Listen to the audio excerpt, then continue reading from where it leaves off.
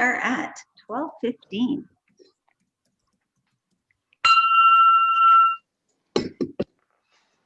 There we go. The baby's already awake. Good afternoon, fellow Rotarians. Welcome to the weekly meeting of the Rotary Club of Barrie. A special welcome to our visiting Rotarians and special guests. Things go better when you are here. We will now begin our meeting.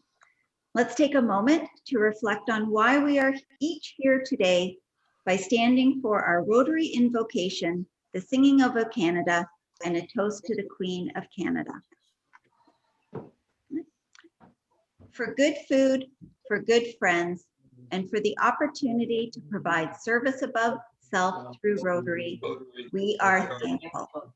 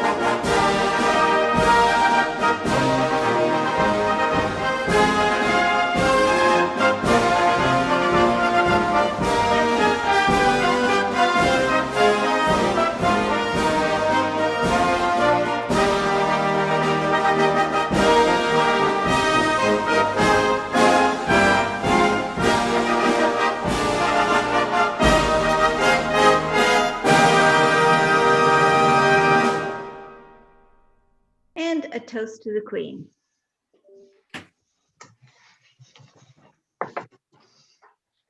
Okay, we do have, just trying to take a look here, Sue Croft. I know you have a guest.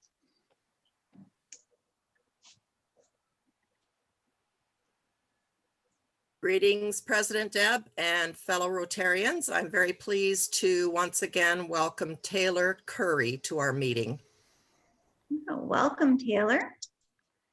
And I'm just trying to go through. Do we have more guests? Do we have any visiting Rotarians? I got two guests here. I've got Bonnie and Adelaide. Wonderful, welcome. Her attendance is going very well. This is my first meeting as well. Yeah, sorry, Deb, I have a guest as well.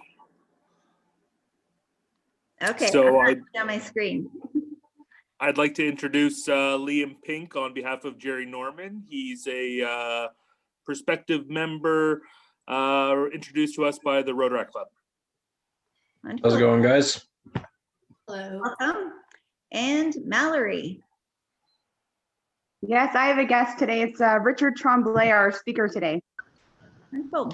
Welcome all. Hi, everybody. Thanks. Great. So, get this here. Definitely hope that you enjoy your time with us, and you are definitely welcome back anytime. Our beacon editor this week is Ted Barnaby. And thanks so much, Dave Mills. You were, I think, the fastest beacon editor ever. Not only did Joanne send out a note saying, you know, how quick it went to everyone, Joanne sent a note to me saying, she doesn't even know if the meeting was finished when she was receiving the notes for the beacon. So awesome for that. Thank you very much. So we do have a few announcements. We'll have Mike and Dave. Oh, hold on. Yeah, Mike first, and then we'll have Dave.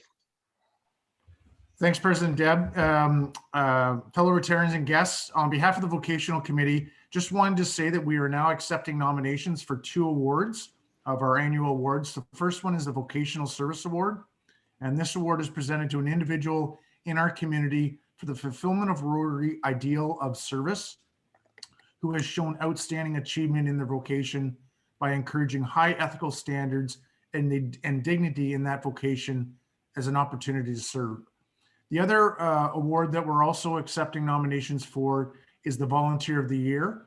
And this award is intended to recognize individuals in our community who have given their time and energy towards a community service over a long period of time without remuneration. So please, if you have someone in mind that might, and I'll get the full definitions into the beacon, I'll send those to you after, Ted. So please reach out to either Allison Dirtnall or myself if you've got people in mind and you'd like to nominate for either the Vocational Service Award or the Volunteer of the Year Award. Thank you, President Deb. Thank you. And I believe, Peter, you've made a note. You wanted to make an announcement. Thank you, President Deb, fellow Rotarians. So the sea tainer that's leaving for Belize has been delayed till the 15th of February. Thank you for all those Rotarians who have donated clothing thus far. But now we have an extension, if possible, if anybody has any clothes they want to donate, to go down to Coruscant, the Rotary Club of Coruscant, which is Alfred Hempsh's Rotary Club now, so that they can sell the used clothing for a good price to help the people in Belize. So if you can deliver it to my office, we'll package it and get it delivered to the sea tainer for the 15th of February. Thank you. Thank you, Peter. And I just have a quick note and a special something to share. We had an amazing Rotarian share and express a concern and did something about it. So a very special thankful to our fellow Rotarian who made a donation of funds. And the quote that I want to share is, "I wouldn't want our club to lose any good members due to the challenges brought on by COVID-19. My thought was if it would help someone who would appreciate it and may prevent them from leaving the club for not paying or keeping up with dues or having to get behind in some expenses, he made a donation. So thank you very much, greatly appreciated, and certainly has gone to good use." So Dave, do you want to start your AGM? I'll do that, President Deb. Ian? Oh, Ian, okay, thanks. Yeah, no problem. Thank you, President Deb. So I will call to order the annual general meeting for the Rotary Club of Barrie Charitable Foundation. And again, it's a reminder that the Rotary Club of Barrie Charitable Foundation is a foundation to benefit the Rotary Club of Barrie directly. And as per our Article 601 of our foundation bylaws, members of the foundation shall consist of the members in good standing from time to time of the Rotary Club of Barrie. So that's all of us in attendance today. We have quorum right now, so that's great. And for all the motions that we're going to present today, so right now we have 3 motions for our AGM. Everybody who is a member of the Rotary Club of Barrie are eligible to vote. So we ask for those handful of members, people in attendance who aren't members to please refrain from voting. So our first item of business is to review and approve our 2019 financial statements. So clearly we're delayed in presenting and approving these from 2019. This is purely due to issues surrounding COVID and logistics and scheduling this AGM. So I'll now ask the chair of the Rotary Club of Barrie Charitable Foundation, Arlette, to review our financial statements with support if he's in attendance with Chris Van Niekerk. Arlette? Thank you, Ian. President Deb and members of the Rotary Club of Barrie Charitable Foundation, thank you for giving us this opportunity to present to you today. And as Ian says, we are looking at our 2019 financial statements. I understand that the 2020s are getting ready, are almost ready, but because of the delay in submitting the financials, we were not able to pass the 2019. And before we actually look at them, I want to thank Chris Van Niekerk, who I think is here. He's on standby. He is my lifeline for all of the work that he does. Although we do use a third-party accounting firm to submit our financials, all the backup work is done by Powell Jones and in particular, Chris Van Niekerk. And so Chris, thank you very much on behalf of the club and the foundation. So Ian, if you put up the first screen, this is our balance sheet for 2019. And I think if you just scan through it briefly, there's not a lot there. I think the highlights to note are that our asset base is up by about $88,000 over 2018. So that is much better than when I presented last year. And the reason for that, as you'll see, is a difference in the stock market, but also on a positive note as well, that we received more donations. So it does show the item that we are holding $51,000 in trust for the Rotary Club of Barrie. Part of that is the military park money, as well as some Haiti funds. That has increased. We are holding more, but as of 2019, it was $51,000. So it gives us a grand total of asset base of $66,419. Ian, can you go to our revenue statement, please? As you'll see, our donations in 2019 were up. $41,000 is what we raised. Our dividend and interest income was $20,000. And of course, a big number there is our unrealized gain, which is the increase in value of our stock or asset portfolio, which is why I said it looks a lot nicer than last year. Just a note on our expenditures, the donations are the monies that came out that went to the Rotary Club of Barrie, and there was some tidying up of some money that was sitting in the account that we have sent to the club or sent to the appropriate parties. The one note is that our expenses are very, very low. So when you're thinking of donating to foundations, you get a lot of bang for your buck with this group. So are there any questions so far? And seeing as I can't see anything except the screen in front of me, I will take that there are none. Ian, is there anything else you want to put up, or is that pretty much it? Yeah, I mean, there are just that we can make these available to anybody who Right. wants them. The details are here. So that was it for the financials. Right. Okay. Thank you. All right. Thank you, Ian. Okay, so if we could, Jeff's going to handle the polling in the background, but if I could have somebody, actually, I'm going to, shall I go back to sharing my screen? And so we have, if I could have somebody make a motion that the Rotary Club of Barrie Charitable Foundation accept the fiscal year 2019 financial statements as presented. Happy to. Motion, Arif, and a seconder. I saw Mike Grube put his hand up. Oh, Mike, okay. All right, if we can vote, please. Secretary Jeff.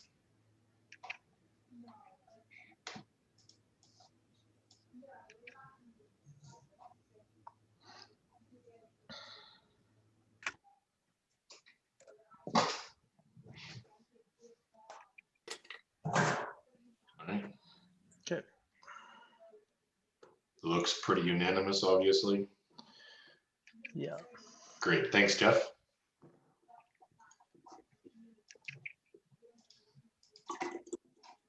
Thank you very much, everybody. So if we move on, we have a second motion to make.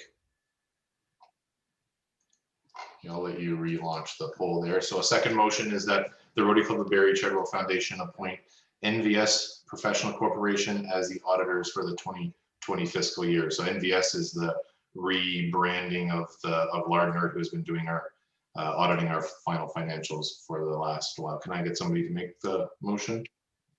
Kyle, and a seconder. Happy to. I'm saying Jody, thank you. And Jeff, we could vote.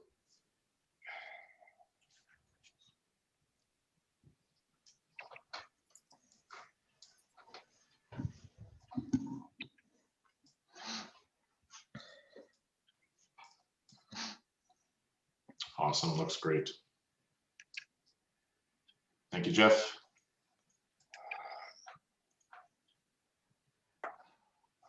In favor, passed, thank you. So next item of business is to ratify the board of directors as it stands now. So our current board of directors for the Rotary Club of Barrie Charitable Foundation consists of Arlette Utton as our chair, Bob Greer as the treasurer, myself, Ian Pavlik as the secretary, Dave McCullough as a board member, Scott Elliott as a board member, Dave Blencairn as a board member, and an ex officio member, Craig Graham, as a non-voting member of the board. Craig, our bylaws have such that we have the current past president sitting on the board.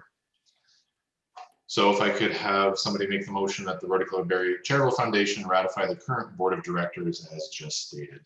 I see Todd Armstrong. Todd, thank you. Seconder? Arif. Arif? Awesome. If we could vote. It's not launching. Hold on. There it Oh, is. there it goes. Yep.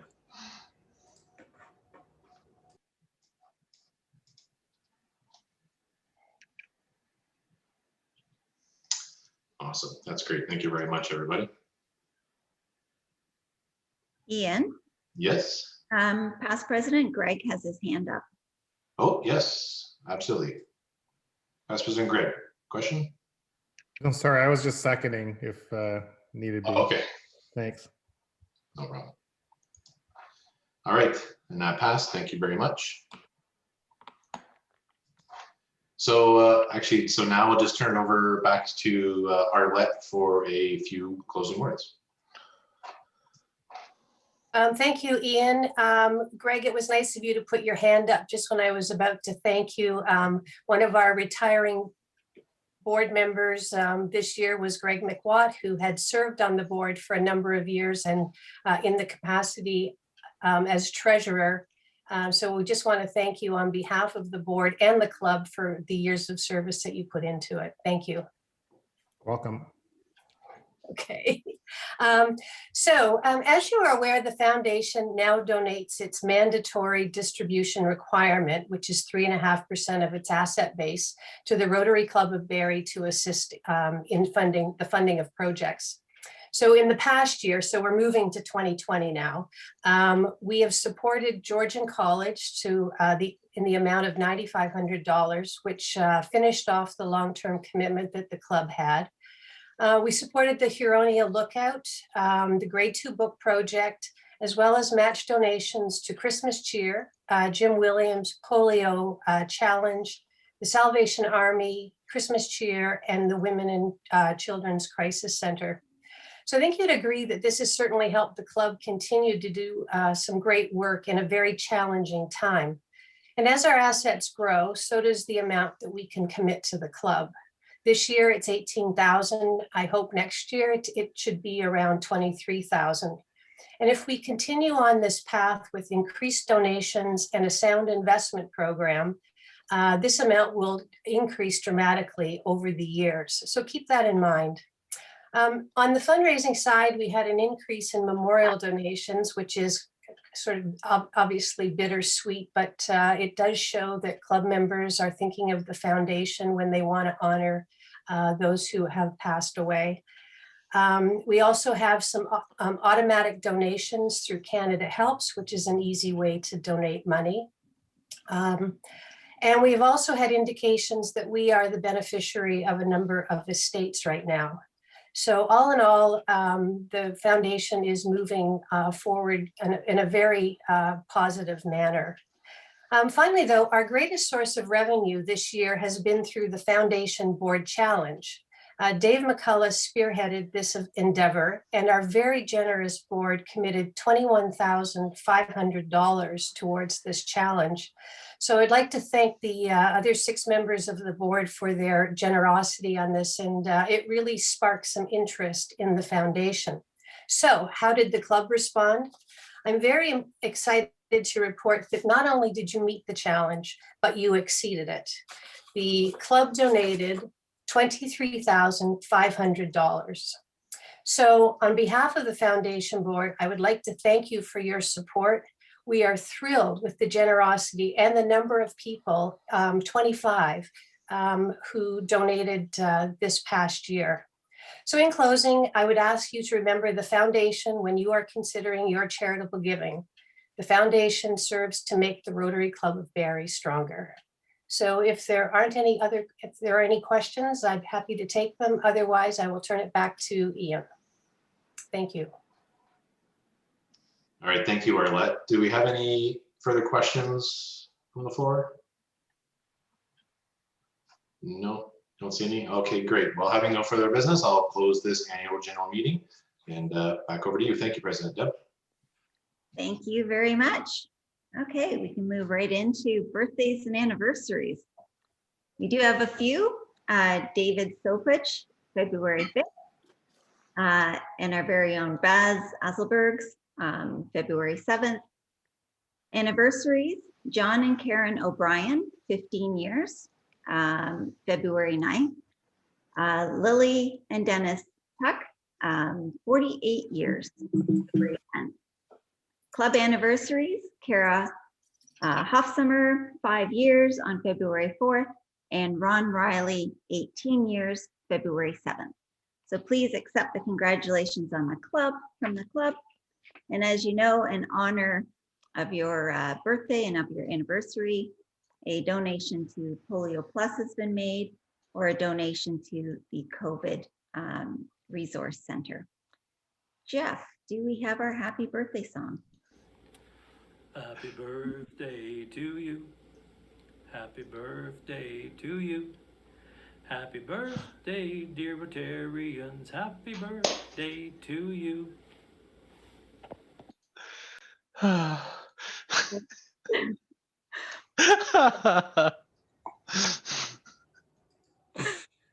don't know who else laughs at this, but I just love like the hand at the end. I know it's a favorite of Jeff and mine. So hope all is enjoying that little chuckle as we go through this. SAA Eric, it is your show right now. Thanks, President Deb, and thanks, Jeff. It's always a pleasure to see that one. I do have a couple of things on the SAA deck today, President Deb. Jeff, if you've got our screen, that would be awesome. I think we'll pull up the an update on Brandon's new due.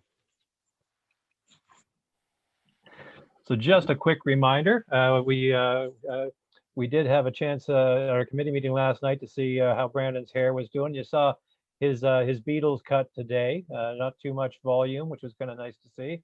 But we're at 3210 raised so far, and we're just waiting for lockdown to let us actually address Brandon's cut. Brandon, any updates on how long it's now taking you to manage your daily care routine? Well, I've had to actually plan it when my showers happen. I can't shower right before going to bed. I turn into a knotted mess. And I can't shower in the morning. It'll be enormous. So I have to, right in the window of just getting home. And you can't do it every day because there's so much volume. So I can tie a ponytail in like under 15 seconds. Those Nice. Good skills that I'm getting. So for our longer-haired members of the club, you can now recognize that Brandon is learning some empathy, some diversity now. skills. Yeah. So I think I'm at probably. Oh, it's got to be 7 inches by now. We'll have a 7-inch mohawk. Excellent. So now we just wait for lockdown, and we'll be there in no time. Thanks, Brandon. Thank you, SAA Eric. If Bass, you're right. That might be finable. Well, Brandon's been doing a fair bit for us, so if he wants to throw a few more bucks onto his hair, that's just dandy. But let's sorry, President Deb. Yes, yeah. There was no addressing the chair. Yes, he was just noticing that in the chat. My apologies. I will go donate to keeping my hair the way it is. Okay, your apologies to who? President Deb. There we go. Just get this into practice here. Good. Now you see Scotty was on the line for this piece as well. He had submitted a photo to me. Jeff, we had a little bit of a background video that came in regarding Scott. Do you have that on deck? I do. This was submitted by an unknown source. So I have this new contraption. It's called Even Cut. It's a really neat thing. It was online, and it's a little thing like this. And you're supposed to charge it for 16 hours before you use it. Well, I don't have that kind of patience, so yeah, I gave it 8 hours of charging, and oh my. I think I may not have done a good job, and I ran out of batteries. Well, thank goodness for Dyson. You can really get all the dusty stuff off, like what they have to do in the hairdressing places. So I'm gonna have to wait until a little bit later when she's charged up more to get some of these spots. It was supposed to leave about 3/4 of an inch. I don't know if I got a square head or what, but I think it was a little shorter than I expected. In any case, it feels good aside from the flips that are still there. So I'll have to go to that tomorrow, but anyway, so this is an interesting experiment. I'll give it a go when the batteries are charged up some more and maybe get these ones going, but I wasn't quite expecting that. Anyways, just Scotty screwing around, doing the stuff by myself like that. But, yeah, feels good. Bye-bye. Thanks, Jeff, and thanks, Scott. That was a real special moment for the club. Are you online? Did you want to give us any updates? Yes, I am. Yeah, okay. Well, everybody needs a giggle. We got one. Say it worked out okay. Oh, well, like father, like son. No addressing the chair. President Deb, sorry. I think we'll let you off the hook for that one, given that you gave everybody a chuckle. Thank you so much for giving us that opportunity. That's generous, President Deb. Thank you. Yeah, I think both Scotty and we have suffered enough from that one. Jeff, what do we got next on this one? This is another hair-related image from last week's meeting. Kyle, you've clearly given up. I noticed you're wearing a hat today. I thanked you for that in the chat. Yeah, how's it going? Is it going to be time for you to follow in Brandon's footsteps? I'll work towards it, SA Eric, and thank you, President Deb, for allowing Eric to show that awful picture of me. So sorry, fellow Rotarians, you had to watch that. Look at that. President Deb, is there anything you wanted to do with Kyle on that one, or just encourage the hat wearing? Well, encourage the hat wearing, and what is he doing through the meeting? Oh, I was looking up that device that Scott Elliott purchased, and I thought maybe I could get one. I would charge it for the 16 hours, but I'm just researching, President Deb. Okay, well, being a past SAA, I will give you that, knowing that you help us out. Okay, one more on the hair-related theme. Let's take this next one. I think I saw Rory online today. This was Rory wearing a hat, even though it was patriotic, while addressing MPP Doug Downey. So that seemed to me like a bit of a protocol issue. And the way that he's wearing the hat also shows the flag upside down. So I wasn't sure if he was making a political statement, but wondered if Rory happened to be online today. Ooh, that is a biggie. I didn't check my participant list to see if we got Rory online today. Is he hiding? I don't see him. Not online. Okay, we're going to have to come back to him, but we'll certainly take that one up on him. And I got one more Zoom pick from last week. Is Dave Thompson here? Let's see. I don't see Dave either. Okay, let's come back to him then at a future opportunity. Do we have Brian Galbraith with us today? Or are we just striking out on all fronts? Brian's missing, and I don't see Louise with us. Now, SAA Eric, you should take a little look at John O'Brien's profile picture. That's true. I did see something about that. You know, if John is still there, that does seem to be advertising in your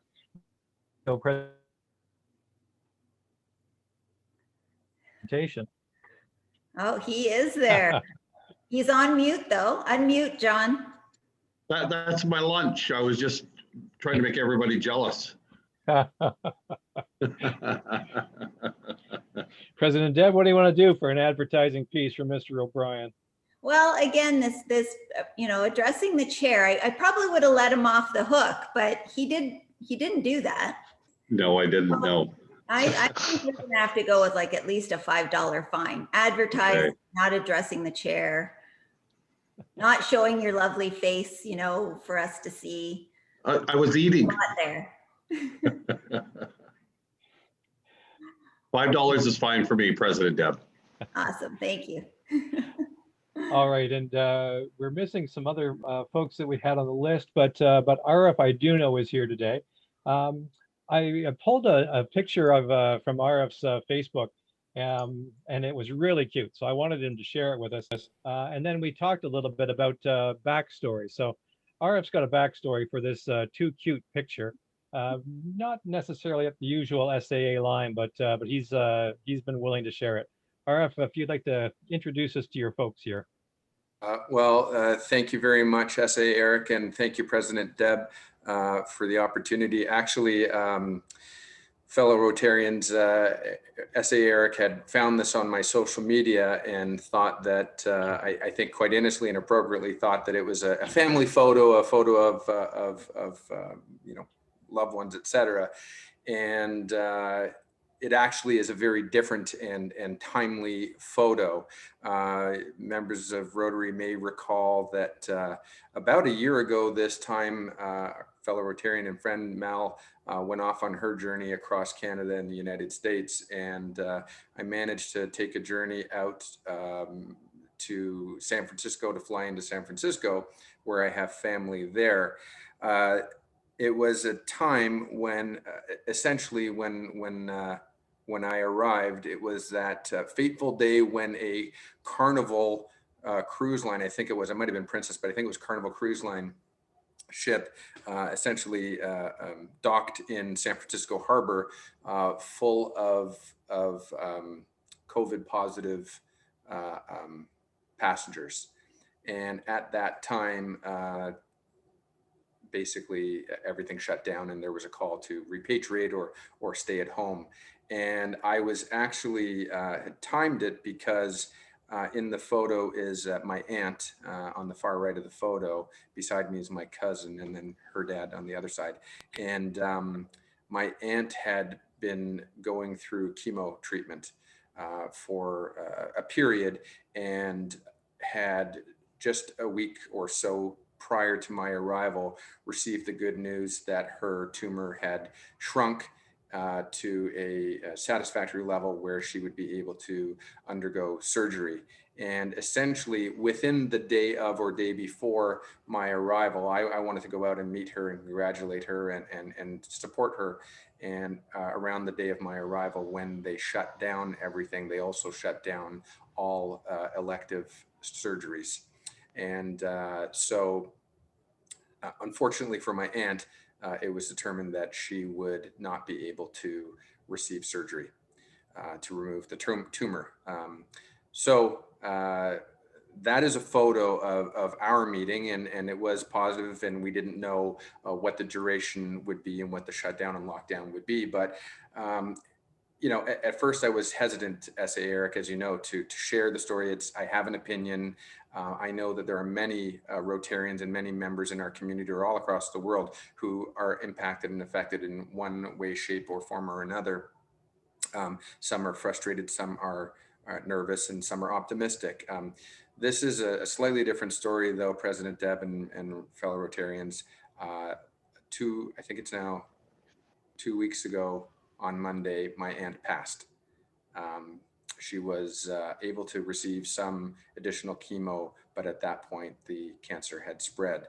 And so family, I'm fortunate, though, I'm very fortunate, coincidentally or not, to have been able to make that journey out there to you know, offer her love and support, and her family love and support. And she did receive a huge outpouring, and I will let you know as well, she was very peaceful when she did pass, and she was not angry.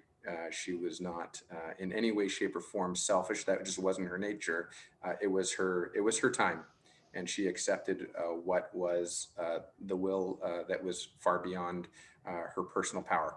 So I just wanted to share that with you. It is in my part, and you know, it's a photo that I will keep with me forever. Obviously, a memory of her positive spirit. Certainly one that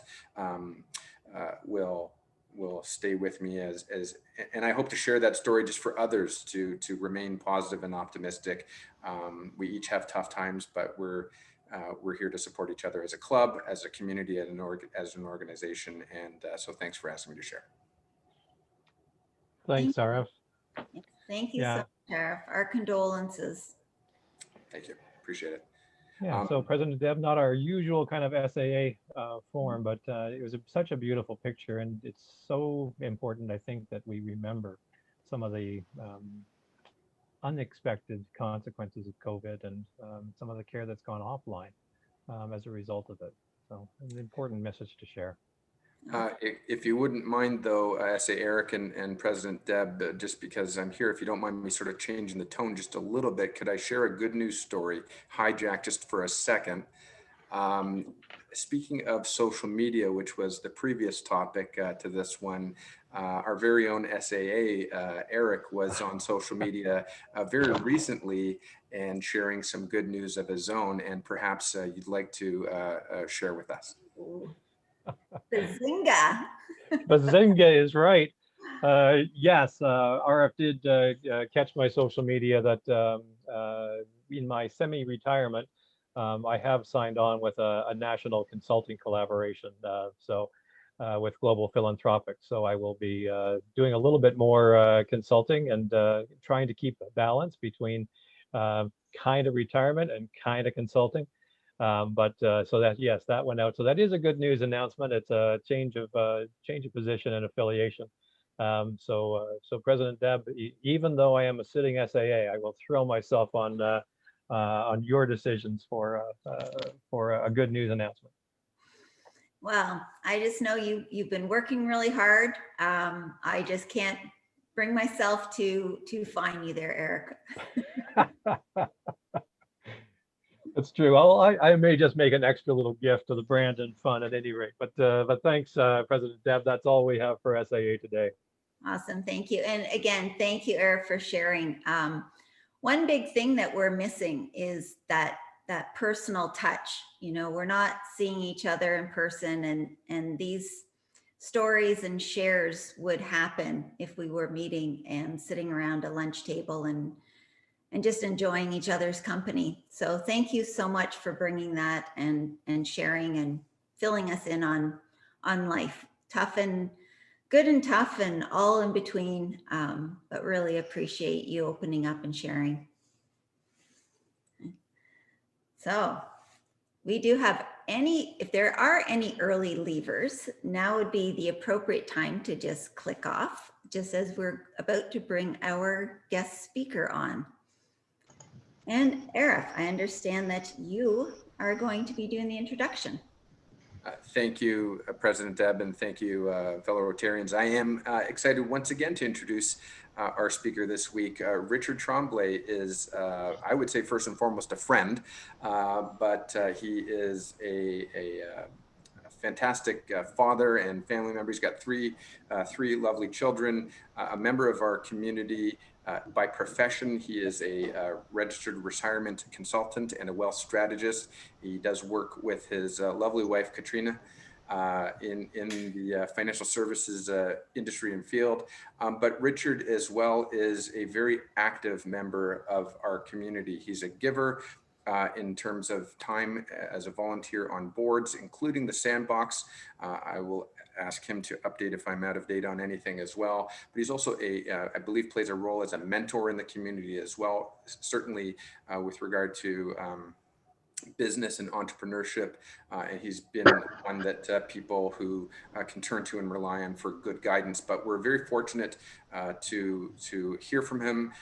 He is a partner at Stonebrook Wealth Management. Oh shoot, Richard, I hope I didn't get that wrong. Private Wealth Management. I apologize. But on the side, if you get a chance to meet Richard, he's fun to golf with. I don't know if he's great, but he's fun to golf with and a great conversationalist. But I wanted to thank Richard for joining us today and sharing with our club. So welcome, Richard. Thanks, everybody. I really appreciate being here. Thanks for the fantastic introduction. I'd like to thank Mallory and for the invitation today. This is my first opportunity to join Barrie Rotary Club, and as a guest, I'm honored to be asked to speak here today. So thank you, President Deb, members of the board, SAA Eric, and all the other member and Rotarians here today. So thank you very much. I wasn't expecting to be privy to a little bit of serenade from Eric and personal grooming tips from Scott. So thank you very much for that. That was highly entertaining. It's good to see you guys like having fun. I wish we could do this in person because I do miss connecting with people in a real way. So I feel like I'm going to be talking at a camera here today, which selfishly allows me to talk about myself. Hopefully when we do this in person, you know, the feeling will be mutual and we'll be able to get to know each other a little bit better. But I'll do my best to talk on my soapbox today and tell you a little bit about myself and what I do, and hopefully provide a little bit of an informative, engaging discussion. So I think I could share my screen if I'm not mistaken, or SAR, could you possibly provide me that authorization if I could? There it is. All right. Okay. Everyone is seeing the screen up right now. Excellent. Okay, so I'll do my best to keep my presentation light, informative, and hopefully engaging. I've been told that most people would rather visit their dentist than their financial advisor. So having to follow up with your most recent guest, Honorable Doug Downey, and Mayor Lehman, I'll apologize to all of you in advance. I'm probably not as fascinating and interesting as those two, but I'll do my best to at least keep you guys entertained here. I thought I had an idea what Rotary clubs were all about, but after Mallory and RF invited me to be today's guest speaker, I spent a few hours on your website, and that took me down a rabbit hole of your YouTube videos of previous meetings. It's incredible to see the camaraderie, the commitment, and the impact Rotarians have in their community, and more than that, around the world.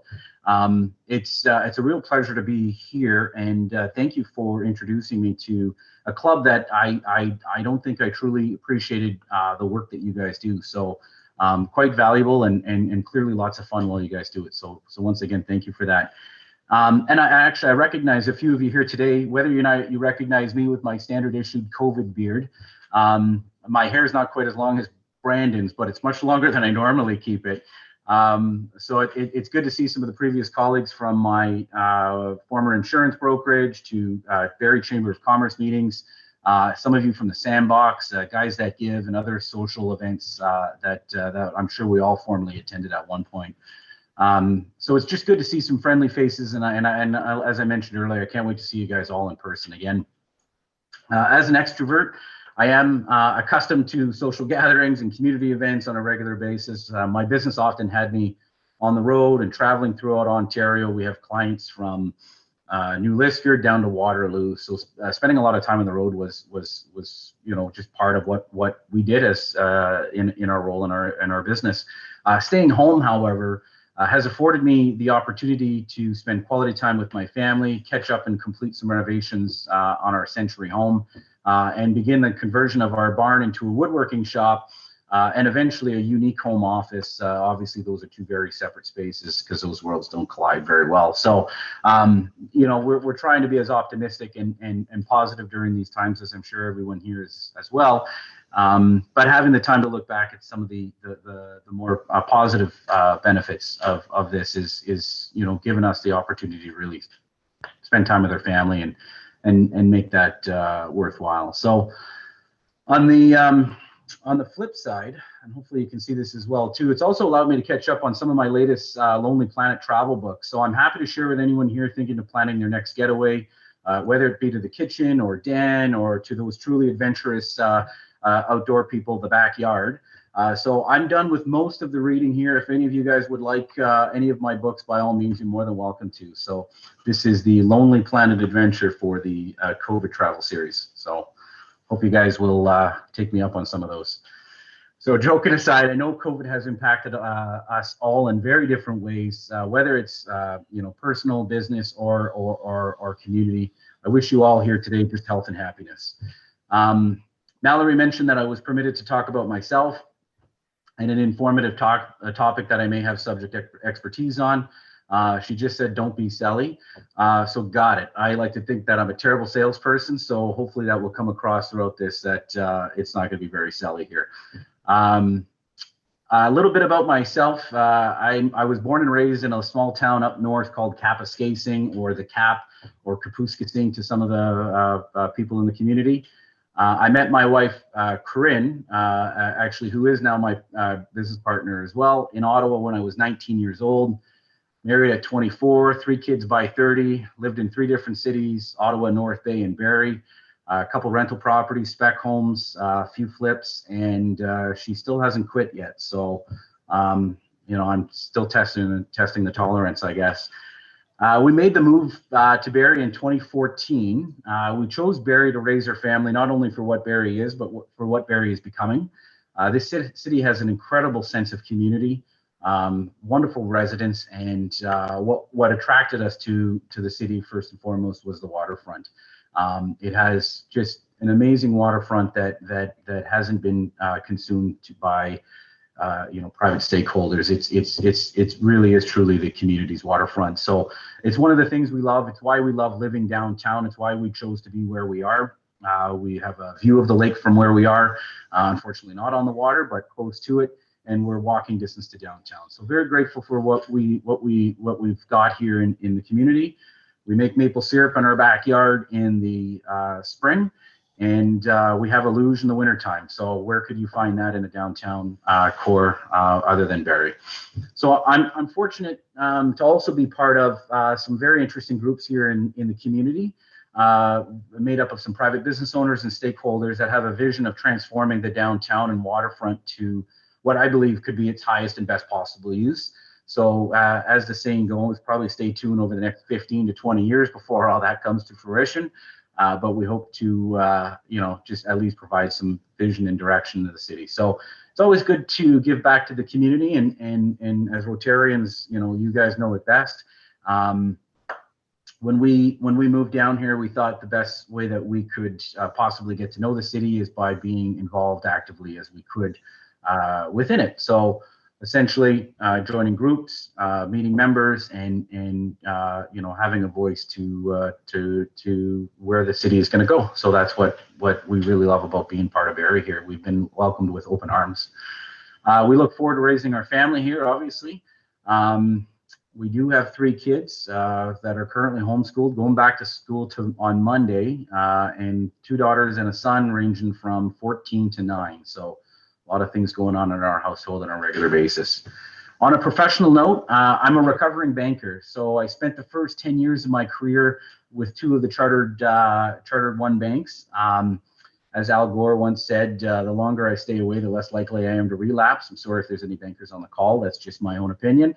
I became an independent advisor in 2012, and shortly afterwards, I became a managing partner of a local insurance brokerage. We subsequently sold that to a subsidiary of Great West Life in 2018. And although we never really stopped working with clients, it wasn't always our focus. We didn't really advertise. It was all done through word of mouth or previous clients that had followed us throughout the years. Now that we've sold the brokerage, we essentially now just focus primarily on working with clients. And throughout our years of giving advice and working with business owners, families, retirees, and pre-retirees, some things have stood out for us. So I thought I'd walk you through some of the sequences and thoughts behind that. And hopefully it will relate back to maybe some of what you're all thinking right now. And then towards the end, and I'm going to keep it very short because I'm sure there may be some questions or other things to do today, but I'm also just going to talk about some high level how investing is changing. So I'll keep it very high level and I'll keep it as short and hopefully as interesting as I can here. So over the years, our discussions and financial plans and recommendations have evolved. But one thing has really stuck out and stayed with me over this time. When I first began providing financial plans and advice for clients, quite often it was with one specific question in mind. One, will I have enough? Or when do I get to start using my stuff? And what's it going to look like when I do decide to retire? So although, oh, sorry, let's go back one here. So although the idea of living, a comfortable lifestyle, in pre-retirement or post-retirement, for most people coming to a financial advisor, I need to think about what my finances look like. What we actually talk to our clients about is that there is more than just your financials that you need to think about in retirement. So there's 7 elements that we discuss with our clients that we want them to think about at the very least prior to going into retirement. Because these things will all play into a fulfilling lifestyle pre and post retirement. So whether it's your health, your family, home, your career, your impact, whether it's community, your family, or on a larger part, the extent of the world, the experience, it's travel, it's family time, it's all those things that come together to make up a fulfilling retirement. So although we can help you with the financial aspect of designing a path and what it would look like for you, you need to think of these other considerations because these other 7 elements will come into play when you either are designing your retirement or living that best retirement. So, we talk to our clients about, quite often we define ourselves by what we do. Well, who are you when you don't do that anymore?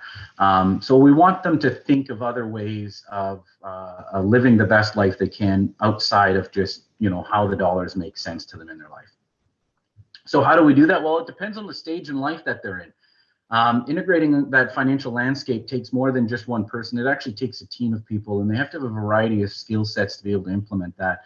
So whether you're just starting off and you're thinking debt drawdown, starting a family, there's education planning, investment planning, risk mitigation, which is just a fancy word for life insurance, disability, or critical illness, retirement planning, making sure that you're utilizing and strategizing all the programs available to you in the most effective use you possibly can.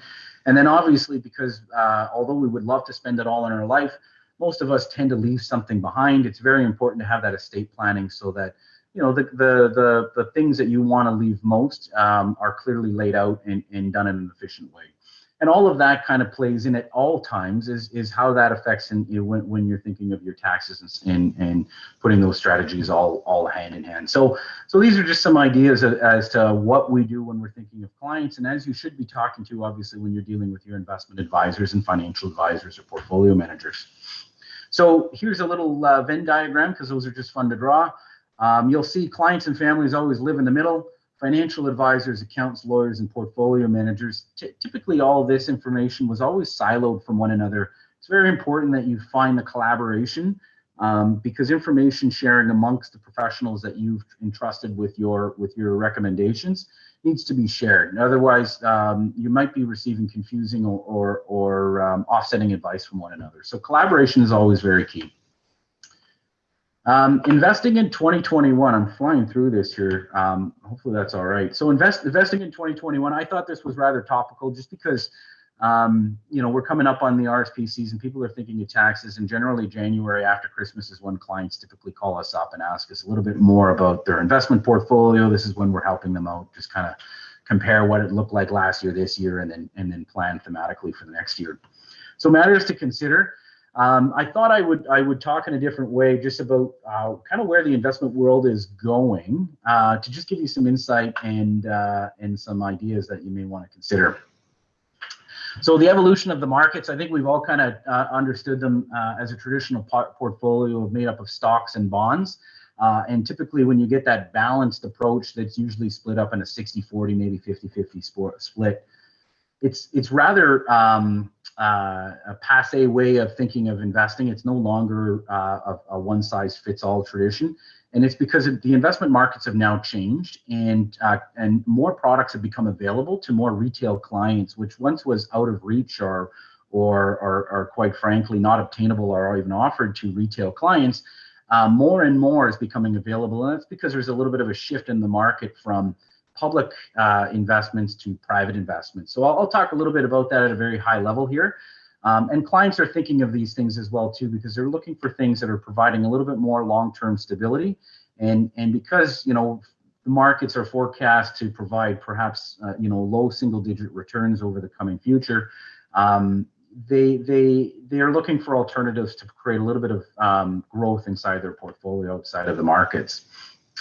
Unless I guess you're really into Reddit and you've been investing in GameStop, then congratulations, you've done a really good job. However, that's not really a good way to invest when you're inflating the markets the way that they did there. So one of the reasons why we talk to our clients about how private and public work in conjunction with one another is because if you're ignoring the private market, you might be overlooking a large and growing entity of opportunities. So as you can see just on this chart here, the number of public companies has drastically dropped and reduced, whereas the private equity firms have chosen not to go public because they realize that raising capital and accessing investors isn't as difficult as it once was. And not only that, they don't have to go through the same stringent compliance reporting that the public markets do. So more and more companies are realizing private equity is actually a viable way of raising capital and reinvesting back into the business. So if you're ignoring the private markets, you might be missing out on some opportunities. And you don't have to take my word for it. If you think of CPP as an example, and you know, I think that's probably the gold standard of portfolio management. CPP is arguably one of the best portfolio managers in the world. And has become so mostly, no matter, you know, perhaps what you might have thought of him as a prime minister. Paul Martin as the Minister of Finance actually did some pretty interesting things to CPP, and mostly it would allow its investment statement to policy statement to grow beyond just bonds and cash and equivalents. So whereas CPP couldn't really invest in anything other than highly safe and secure markets, they transitioned over to essentially public markets during Paul Martin's tenure there. And as a result of that, the CPP doom and gloom of, you know, it'll never be there when I want it or for the next generation, it's actually well funded into multiple generations. And that's because the investment growth has done quite well. The CPP transition from mostly a mostly bond and cash equivalent position to that traditional balanced approach where it was, you know, 60-40 split amongst public equities and fixed income. And then over time, as you can see here from 2005 to 2019, it's actually transitioned most of its public markets into private markets. Now, to provide a little bit of caveat in disclosure on that is CPP also has the ability to have a very long hold on their investments. What I mean by that is it doesn't need to buy a cottage, it doesn't need to renovate its home, and it doesn't need money to go traveling. So that CPP has a very long outlook. That time horizon allows it to take long positions into more stable holdings. So they've done very, very well at managing that. But it doesn't mean that you as a private investor can't have some of those layers of the private markets built into your portfolio. So there are more and more investment firms that are now turning at least a position of their portfolios or their holdings into the private market, whether it's, a 10, a 15, or a 20% stake. But if they haven't, I would warrant you to have a conversation with your advisor or accountant or your investment advisor, portfolio manager, whoever they might be, to at least consider what some of the private market alternatives may be available to them. And I know there are some investors here that probably do private placements on their own, and they understand the risk inherent with that. However, there are still some opportunities that can be presented there. So hopefully this was a little bit of an insight as to how some of the markets have evolved, and it got you thinking a little bit about what you can do, maybe perhaps if you're taking a little bit more of a thematic approach to your portfolio in 2021, because we are getting a lot of calls about clients. Although markets have done well for us and have provided good returns, at least for our clients in the last few years, we are cautiously optimistic for what the future holds, simply because Main Street and Bay Street don't seem to be aligned with one another, and we feel that the printing of money and the all low interest rates will cause some inflation in the next few years, which will draw back what a potential recession or slowdown in the economy. So because of that, we're cautiously optimistic. And how are we doing that? Well, we're avoiding some of the ups and downs and volatility of the markets by holding on to some private placements. We're sitting on a little more cash than we typically would. And we're taking a little bit more thematic of approach when we're choosing what investments we want to put our clients into. So with that, I hope that's given you guys a little bit of an insight. There I am pre-COVID beard. My wife and I, we have a head for finance and a heart for well-being. We work with our clients under the umbrella of 7 Elements Wealth Planning. That's where we provide financial plans and investment positions for clients. And I'm also a representative of Stonebrook Private Wealth Management, where we work with other advisors and clients as well to help manage their portfolios. So with that, I would like to thank everybody for their time. I'm going to apologize now if I've spoken quickly or unclearly, but thank you so much for listening to me and welcoming to today's meeting.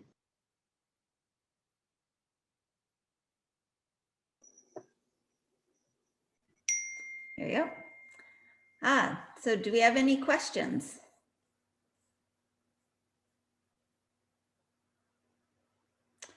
Ara.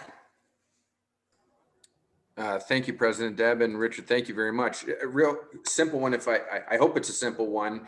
Obviously, we're in a period of significant transition. You've talked about how CPP is sort of that role model, has changed their portfolio makeup. My question is more along the lines of principles versus timely or shorter term or time sensitive trends.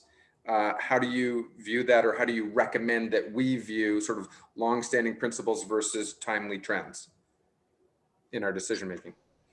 Yeah, no, that's a great question. Thanks, Arf.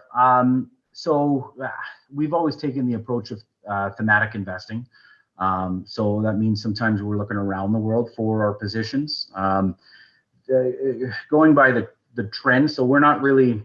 Quite honestly, we're not really the firm you would want to come see if you're interested in a particular one particular stock that you're quite bullish on, or an industry that you're quite bullish on, because we know typically we would never really overweight in one position. That doesn't mean that we don't look at what's happening in the industry and where things are going.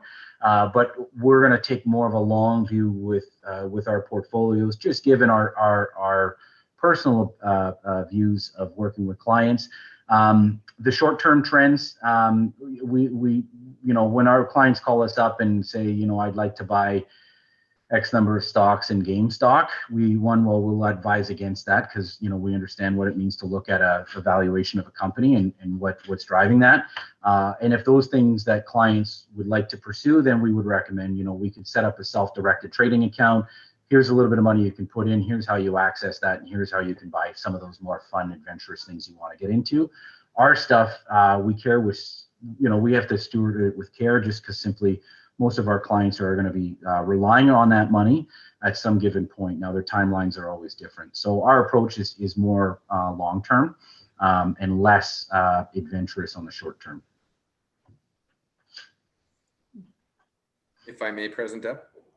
Yes, you may. Thank you. So just if I'm understanding that, so there's essentially the Vegas fund, what are you willing to lose? And if that's a separate fund that you're not depending on your retirement or depending on those long-term plans, you're saying maybe isolate that to a separate account that you're, I'm not gonna say willing to lose, but you're not gonna be putting yourself in hardship if you're gonna lose.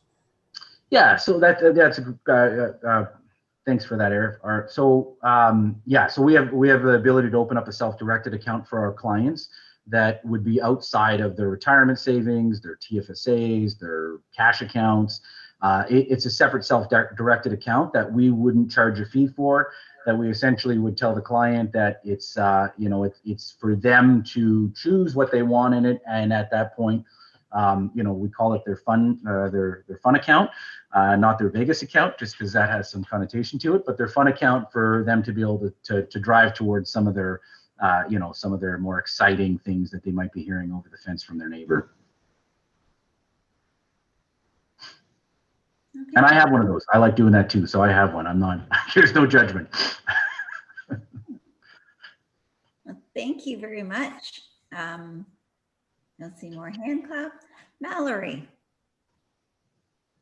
Yeah, Richard, thank you for joining us today. I know you were worried about being boring, and I think you did a great job of not being boring. That was really interesting, and I'm glad you shared about the graph of the CPP's assets. I found that really interesting, and how appropriate that you joined us on a day that we're talking about some club financials. So maybe you found that a little bit interesting. So thank you for joining us today. Thanks for having us. That was it was my pleasure, and I got a good laugh at the beginning of the meeting. It's just fun to see some personalities come out. It's cool that Zoom hasn't taken away some of that. So thanks again for inviting me. This was a lot of fun. Well, thank you very much. Certainly appreciate you taking the time and coming to speak with us. We do have a certificate. It's going to pop up soon.